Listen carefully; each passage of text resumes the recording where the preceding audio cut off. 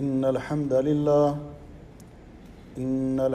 لله نحمده ونستعينه ونستغفره ونعوذ بالله من شرور أنفسنا ومن سيئات أعمالنا من يهده الله فلا مضل له ومن يضلل فلا هادي له وأشهد أن لا إله إلا الله وحده لا شريك له وأشهد أن محمدًا عبده ورسوله اللهم صل على محمد وعلى آل محمد كما صليت على إبراهيم وعلى آل إبراهيم إنك حميد مجيد اللهم بارك على محمد وعلى آل محمد كما باركت على إبراهيم وعلى آل إبراهيم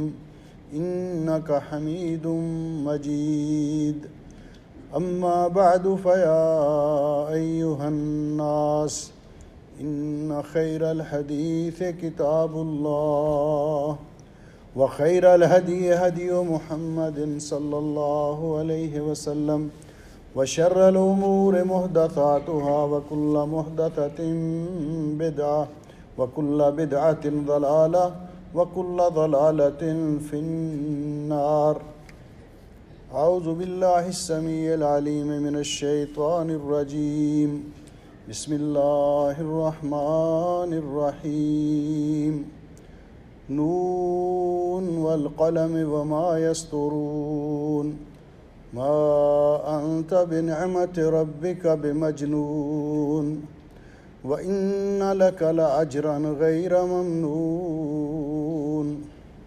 وإنك لعلى خلق عظيم۔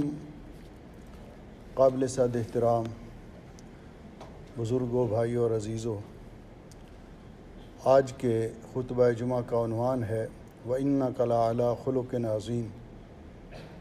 نبی اکرم صلی اللہ علیہ وسلم کو اللہ سبحانہ و تعالیٰ نے صاحب خلق عظیم کا لقب عالی شان عطا فرمایا ہے۔ نبی اکرم صلی اللہ علیہ وسلم کا اپنا ارشاد گرامی ہے۔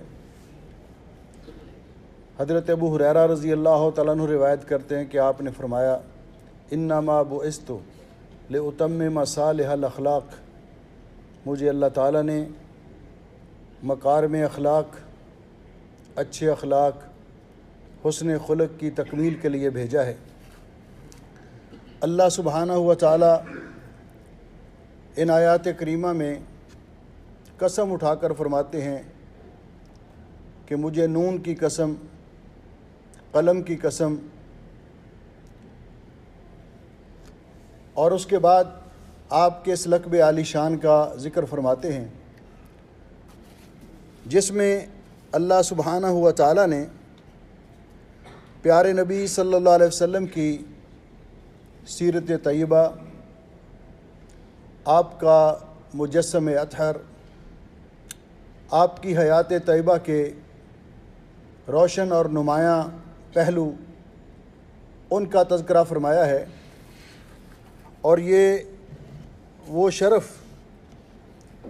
اور فضیلت ہے جو ہمارے پیارے نبی حضرت محمد الرسول اللہ صلی اللہ علیہ وسلم کے حصے میں آئی کہ اللہ سبحانہ و تعالیٰ کے مبعوث کردہ تمام انبیاء اور رسل علیہم السلام بڑی شان والے، بڑی عظمت والے، اللہ نے ان کو معصوم بنایا ہے، لیکن پوری کتاب مقدس میں، قرآن کریم میں اللہ سبحانہ و تعالیٰ نے کسی کی پوری عمر کی قسم نہیں کھائی۔ یہ اگر اعزاز بخشا ہے تو ہمارے پیارے نبی سید الانبیاء رحمۃ للعالمین حضرت محمد الرسول اللہ صلی اللہ علیہ وسلم کو اللہ رب العزت فرماتے ہیں لعمرک انہم لفی سکرتہم یعمہون، اے میرے محبوب مکرم، مجھے آپ کی عمر مبارک کی قسم، اور جس کی عمر مبارک کی قسم اللہ سبحانہ و تعالیٰ کھائے، اس سے زیادہ پاک، اعلیٰ اور افضل سیرت کس کی ہو سکتی ہے؟ اس لیے ہمارا یہ ایمان اور عقیدہ ہے کہ کہ سلام اس پر کہ جس کی پاک صورت پاک سیرت تھی، سلام اس پر کہ جس کی زندگی خلق و مروت تھی۔ اللہ سبحانہ و تعالیٰ نے آپ کو انہی اخلاق کی تکمیل کے لیے دنیا کے اندر مبعوث فرمایا، جس طرح کہ ام المومنین عائشہ صدیقہ طیبہ طاہرہ رضی اللہ تعالیٰ عنہ، ان سے کسی نے سوال کیا تھا کیف کان خلق رسول اللہ صلی اللہ علیہ وسلم، ہمارے پیارے نبی صلوات اللہ وسلام علیہ کے اخلاق کیسے تھے، آپ کی سیرت کیسی تھی، آپ کا کردار کیسا تھا؟ تو اماں جان نے اس کا جو جواب دیا آب زرق کے ساتھ لکھنے کے قابل ہے۔ اماں جان فرماتی ہیں پوچھنے والے سے اما تقرأ القرآن، کیا آپ نے قرآن پاک نہیں پڑھا؟ کان خلقہ القرآن، یہ سارے کا سارا قرآن پاک نبی پاک صلی اللہ علیہ وسلم کی سیرت کا اکثر پرتو ہے، جھلک ہے آپ کی سیرت طیبہ کی۔ کیا مطلب؟ کہ قرآن کریم میں جن اچھے عمدہ اور اعلیٰ اخلاق کو اپنانے کا حکم دیا گیا وہ بدرجہ اتم پیارے نبی حضرت محمد رسول اللہ صلی اللہ علیہ وسلم کے اندر موجود تھے، اور جن چیزوں سے اللہ رب العزت نے منع فرمایا نبی پاک صلی اللہ علیہ وسلم ان سب امور اور تمام کاموں سے سب سے بڑھ کر دور رہنے والے تھے اور اجتناب کرنے والے تھے۔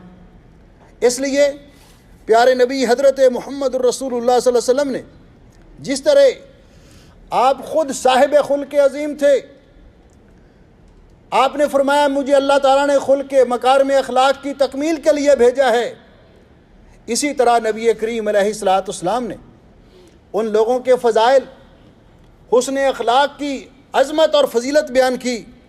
عن ابی الدرداء رضی اللہ تعالیٰ عنہ، حضرت ابو الدرداء رضی اللہ تعالیٰ عنہ فرماتے ہیں ان النبی صلی اللہ علیہ وسلم قال، رسول اکرم صلی اللہ علیہ وسلم نے ارشاد فرمایا ما من شیء اثقل فی میزان عبد المؤمن یوم القیامہ من حسن الخلق، فرمایا قیامت کے دن مومن بندے کے میزان میں سب سے زیادہ وزن جس نیکی کا ہوگا وہ حسن خلق ہوگا، وہ انسان کے اچھے اخلاق ہوں گے۔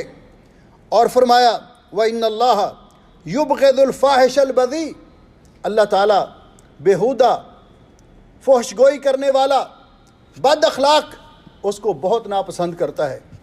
ام المومنین عائشہ صدیقہ طیبہ طاہرہ رضی اللہ تعالیٰ عنہ فرماتی ہیں کہ میں نے رسول اکرم صلی اللہ علیہ وسلم کی زبان اقدس سے یہ سنا، آپ فرماتے تھے ان المؤمن لا یدرک بحسن خلقہ درجۃ الصائم القائم، آدمی بعض اوقات اپنے اچھے اخلاق کی وجہ سے، لوگوں کے ساتھ اچھے برتاؤ کی وجہ سے راتوں کو قیام کرنے والے اور بہت زیادہ نفلی روزے رکھنے والے کے درجے کو پا لیتا ہے، اس قدر۔ اور رسول اکرم صلی اللہ علیہ وسلم اللہ تعالیٰ سے دعا کیا کرتے تھے اللہم اہدنی لأحسن الاخلاق، اے اللہ مجھے اچھے اخلاق اپنانے کی توفیق عطا فرما۔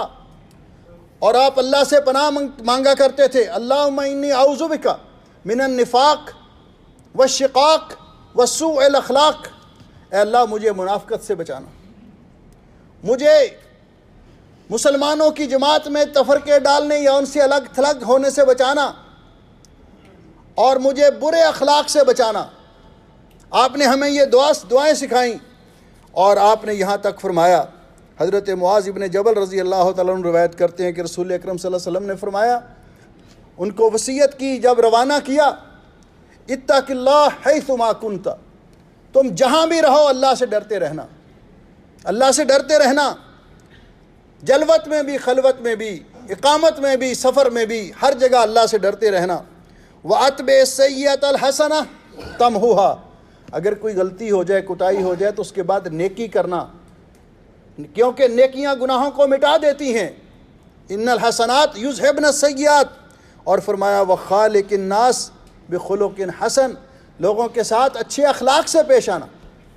صرف آپ نے ترغیب ہی نہیں دلائی بلکہ آپ نے اس کے عملی نمونے پیش کیے لوگوں کے سامنے۔ حدیث پاک میں آتا ہے، حضرت جابر رضی اللہ تعالیٰ عنہ روایت فرماتے ہیں کہ ہم ایک سفر میں رسول اکرم صلی اللہ علیہ وسلم کے ساتھ تھے، جہاد کے سفر میں۔ دوپہر کا وقت ہوا، رسول اکرم صلی اللہ علیہ وسلم نے ایک ایسے علاقے میں جہاں بہت سارے درخت تھے، جنگل میں، صحرا میں، آپ نے صحابہ اکرام سے کہا کہ کچھ دیر گرمی سے بچاؤ کے لیے سائے میں آرام کر لیں۔ کہتے ہر کوئی جو جہاں سایہ ملا جہاں وہاں جا کر آرام کے لیے تھوڑی دیر لیٹا۔ رسول اکرم صلی اللہ علیہ وسلم بھی ایک درخت، پیلو کے درخت کے نیچے اپنی تلوار درخت کے ساتھ لٹکا کے آپ بھی محو آرام ہو گئے۔ اتنے میں ایک اعرابی آیا، اس نے دیکھا کہ آپ آرام کر رہے ہیں، صحابہ اکرام بھی آرام کر رہے ہیں، یہ سنہری موقع ہے رسول اکرم صلی اللہ علیہ وسلم کو شہید کرنے کا۔ اس نے آپ کی تلوار اتاری، نیام سے نکالی اور تلوار سونت کے کہنے لگا، یا محمد من ينقذك منی، اے محمد صلی اللہ علیہ وسلم، آپ کو مجھ سے اس وقت کون بچا سکتا ہے؟ آپ نے فرمایا اللہ۔ یہی ہر مسلمان کا عقیدہ ہے۔ یہ لفظ جلالہ، اللہ تعالیٰ کے پاک نام، اس نام کی عظمت سے وہ اتنا مرعوب ہوا، 3 بار آپ نے فرمایا کہ وہ تلوار اس کے ہاتھ سے، ہاتھ کانپنے لگا، چھوٹ کے گر گئی۔ رسول اکرم صلی اللہ علیہ وسلم اٹھے، پھر آپ نے تلوار اٹھائی، آپ نے کہا اب بتا تجھے کون بچائے گا مجھ سے؟ اب وہ مشرک تھا، اس نے کہا کن کا خیر آخذ، آپ اس شخص کی طرح ہو جائیے جو تلوار کو پکڑ کر اس کا اچھا استعمال کرتا ہے۔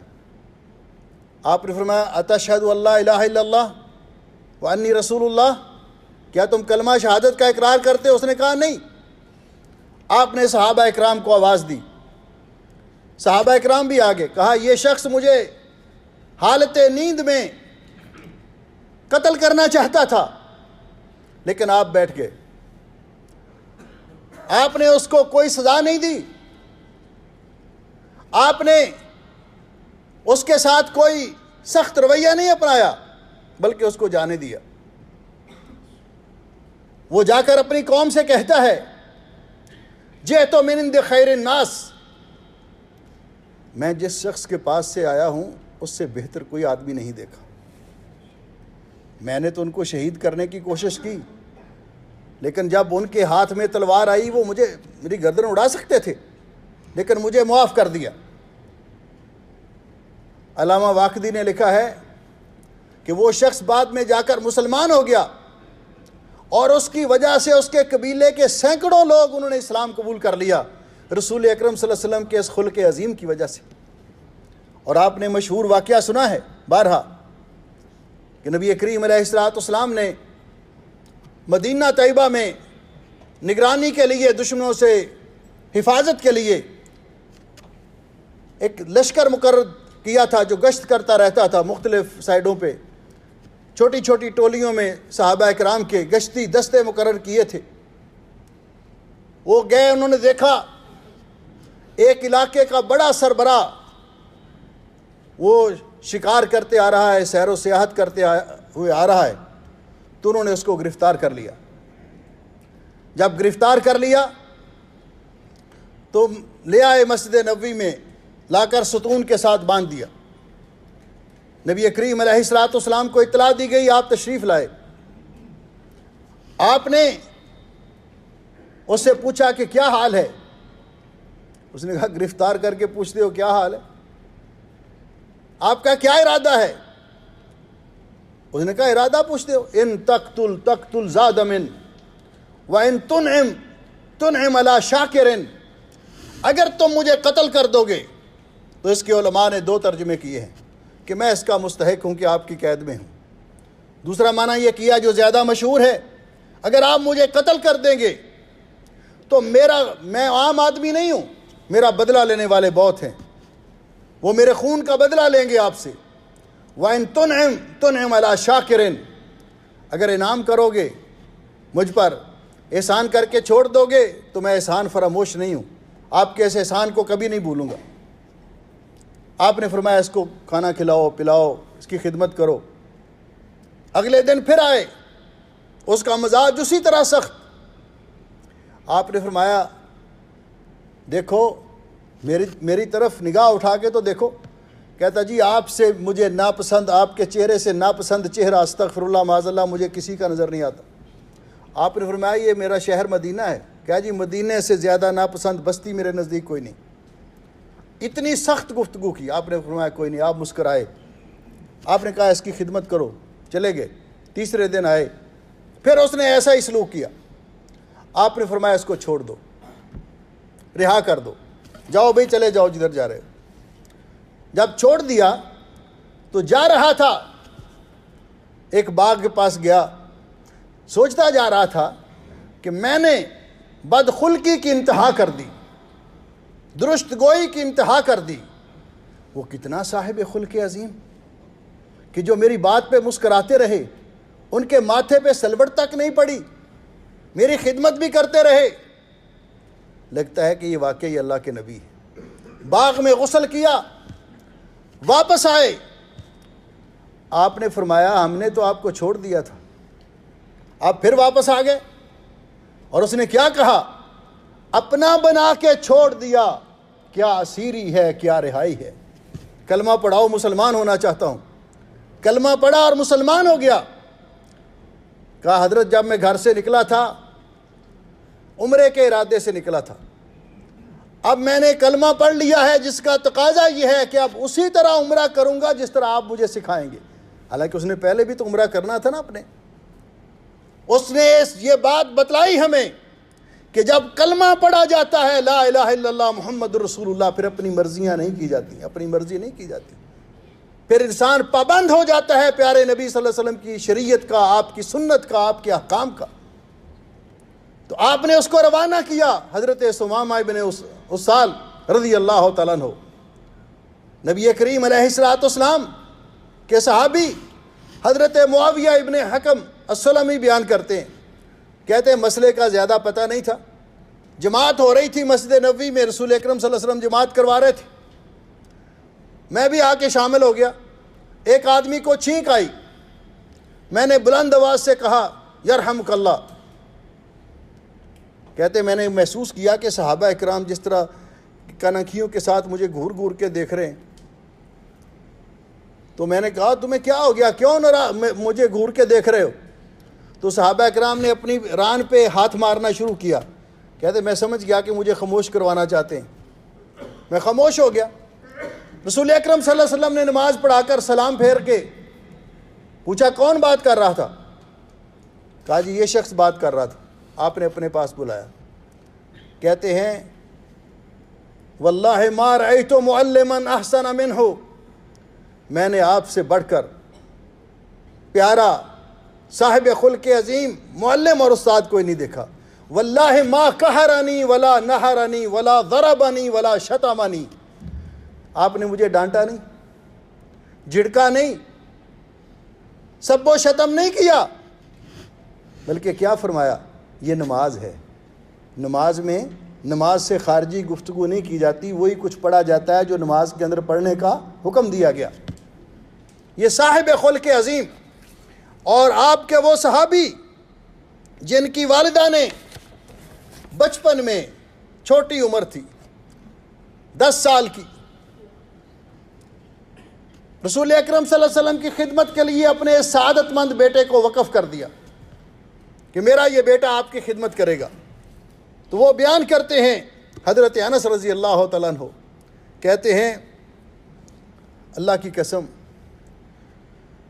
ما لمست حریرا ولا دباجا الین من کف رسول اللہ صلی اللہ علیہ وسلم. رسول اکرم صلی اللہ علیہ وسلم اتنے پیارے، آپ کا مجسم، کہتے ہیں آپ کے ہاتھ مبارک اتنے نرم تھے کہ میں نے کبھی کوئی ریشم اس سے زیادہ نرم نہیں دیکھا.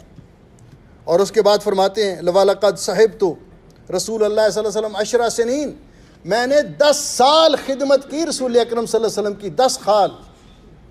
کہتے ہیں ما قال لی یومن قط اف، آپ نے کبھی مجھے اف تک نہیں کہا. کبھی مجھے کسی کام کے لیے بھیجا، میں لیٹ ہو گیا، آپ مسکرا دیے کدھر گئے تھے. کبھی گیا بچوں میں جا کر کھیلنا شروع کر دیا، بچپنا تھا، آپ نے دیکھا اتنی دیر کر دی، آپ بھی پیچھے آ گئے، کان پکڑ کے کہا ہو میں نے آپ کو کدھر بھیجا تھا، بس مسکرا دیے. اور اتنا ہی کبھی مجھے جھڑکا نہیں، کبھی مجھے ڈانٹا نہیں۔ ہم اس صاحب خلق عظیم نبی کے امتی ہیں۔ رسول اکرم صلی اللہ علیہ وسلم نے جس طرح ہمیں، حضرت جریر ابن عبداللہ رضی اللہ تعالیٰ عنہ بیان کرتے ہیں، ما لقیت النبی صلی اللہ علیہ وسلم الا تبسم فی وجہی، میں جب بھی نبی پاک صلی اللہ علیہ وسلم سے ملا آپ مجھے دیکھ کر مسکرا دیے، تبسم کے ساتھ آپ مجھے ملے۔ اور نبی کریم علیہ الصلوۃ والسلام نے اسی لیے ہمارے لیے جو راستہ متعین کیا، ہمیں جو بتایا کہ یہ حسن خلق کیا ہوتا ہے، تو نبی کریم علیہ الصلوۃ والسلام نے اس کی جامع تعریف کی۔ صحیح مسلم کے اندر حدیث ہے، نواس بن سمعان رضی اللہ تعالیٰ عنہ روایت کرتے ہیں، قال سألت رسول اللہ صلی اللہ علیہ وسلم عن البر والاسم، میں نے نبی پاک صلی اللہ علیہ وسلم سے پوچھا کہ نیکی کیا ہوتی ہے اور گناہ کیا ہوتا ہے، دونوں کے بارے میں پوچھا، تو آپ نے فرمایا البر حسن الخلق، نیکی ہر اچھے خلق کا نام ہے، اچھی عادت کا نام ہے، اچھے کام کا نام ہے، اچھے طریقے کا نام ہے۔ والاسم ما حاک فی صدرک، اور گناہ کی تعریف کرتے ہوئے فرمایا کہ گناہ وہ ہوتا ہے جو کرتے ہوئے آپ کے دل میں کھٹکا ہو کہ کہیں کسی کو پتہ نہ چل جائے، آپ لوگوں سے چھپ چھپ کر کریں۔ وَكَرِهْتَ أَن يَطَّلِعَ عَلَيْهِ النَّاسِ، اور آپ یہ بات آپ کو نہ پسند ہو کہ لوگوں کو اس کا پتہ چل جائے، وہ گناہ ہوتا ہے جو کرتے وقت دل میں کھٹکا ہو اور انسان اس کی خواہش ہو کہ کسی کو اس کا پتہ نہ چل جائے، چھپ چھپ کے کرے۔ اور نیکی وہ ہوتی ہے ہر اچھا خلق، ہر اچھی عادت، ہر اچھا کام، اس کو نیکی قرار دیا۔ اس لیے پیارے نبی حضرت محمد رسول اللہ صلی اللہ علیہ وسلم نے ہمیں اس کی کچھ ہماری رہنمائی فرماتے ہوئے فرمایا، تعین الرجل علی دابتہ فترفعہ عن علیہا او ترفع لہ حاجہ علیہا صدقہ۔ آپ نے فرمایا آپ سواری پہ جا رہے ہیں، کوئی پیدل جا رہا ہے، گرمیوں کا موسم ہے، آپ اس کو ساتھ سوار کر لیں، یہ بھی صدقہ ہے، یہ بھی نیکی ہے، یہ بھی اچھے اخلاق ہیں۔ کسی کے کوئی بوجھ لے کر جا رہا ہے، آپ اس کا بوجھ اٹھوا دیں، یا اپنی سواری پر اسے کہیں بھی اپنا بوجھ بھی رکھ لو، میں آپ کو پہنچا دیتا ہوں، تو آپ نے فرمایا یہ بھی صدقہ ہے۔ حضرت ابن عباس رضی اللہ تعالیٰ عنہ فرماتے ہیں کہ نبی علیہ السلام نے فرمایا میں کسی ضرورت مند مسلمان کی حاجت براری کے لیے، اس کا کام کرنے کے لیے اس کے ساتھ چل کر جاؤں تو مجھے یہ کام اپنی مسجد میں 1 مہینہ اعتکاف کرنے سے افضل ہے، میرے نزدیک اپنی مسجد میں 1 مہینہ اعتکاف کرنے سے افضل ہے۔ اور صاحب خلق عظیم کا کیا کہنا، حدیث پاک میں آیا، اور یہ مشہور حدیث آپ نے سنی ہے، رسول اکرم صلی اللہ علیہ وسلم تشریف فرما تھے مسجد نبوی شریف میں، آپ کے صحابہ کرام بھی تھے، اس وقت یہ پکے فرش اس طرح کے نہیں تھے۔ ایک عرابی دیہاتی آدمی، اس کو نہیں زیادہ مسئلے مسائل کا علم تھا، اس کو بول نے، پیشاب نے تنگ کیا، اس نے دیکھا مسجد نبوی کی وہ چھوٹی چھوٹی دیوار تھی، اس نے پلانگ کے دیوار کی طرف منہ کر کے پیشاب کرنا شروع کر دیا۔ صحابہ کرام نے دیکھا، اس کو دور سے جھٹکا، ڈانٹا۔ رسول اکرم صلی اللہ علیہ وسلم تشریف فرماتے، آپ نے فرمایا لا تظلموا، کچھ نہ کہو، کچھ نہ کہو، وہ جو کرتا ہے اس کو کرنے دو۔ جب وہ اپنی حاجت سے فارغ ہوا تو آپ نے اپنے پاس بلایا، آپ نے فرمایا اللہ کے بندے، یہ مسجدیں ہیں، اللہ کے گھر ہیں، یہ عبادت کے لیے بنائی جاتی ہیں، یہاں بول و براز یا اس طرح کی چیز کرنا یہ جائز نہیں ہے۔ وہ آدمی جو صحابہ کرام پر پہلے ناراض ہو چکا تھا کہ وہ انہوں نے ان کو ڈانٹا، تو رسول اکرم صلی اللہ علیہ وسلم کے حق میں دعا کرنے لگا، کہنے لگا اللہم ارحمنی محمدن ولا ترحم معنا احدا، اے اللہ مجھ پہ اللہم ارحمنی و محمدن، اے اللہ مجھ پہ رحم فرما اور محمد صلی اللہ علیہ وسلم پر رحم فرما، اور کسی پہ رحم نہیں کرنا۔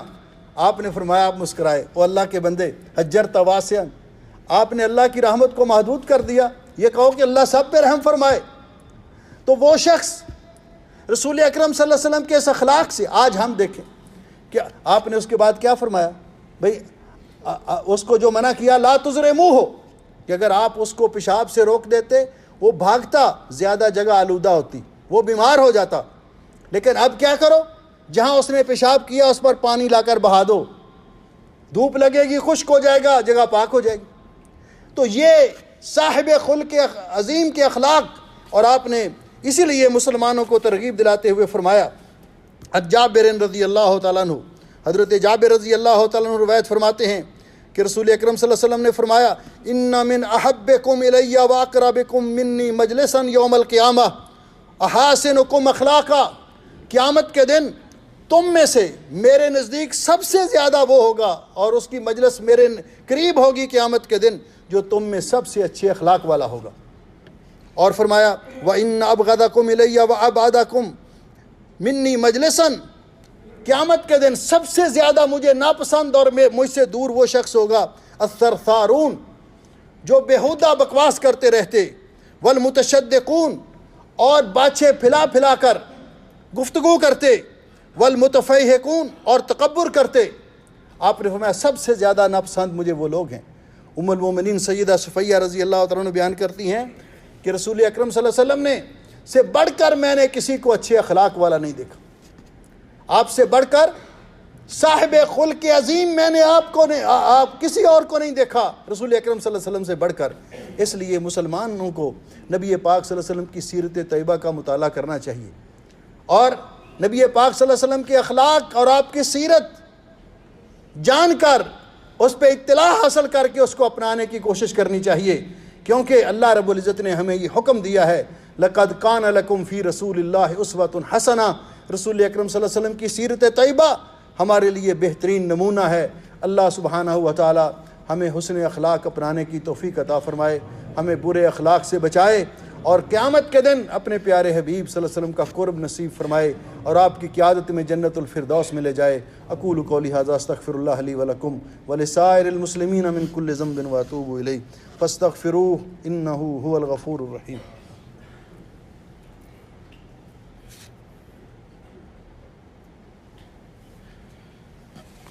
ان الحمد للہ نحمدہ ونستعینہ ونستغفرہ ونعوذ باللہ من شرور انفسنا ومن سیئات اعمالنا، من يهده الله فلا مضل له ومن يضلل فلا هادي له، اشهد ان لا اله الا الله وحده لا شريك له واشهد ان محمدا عبده ورسوله۔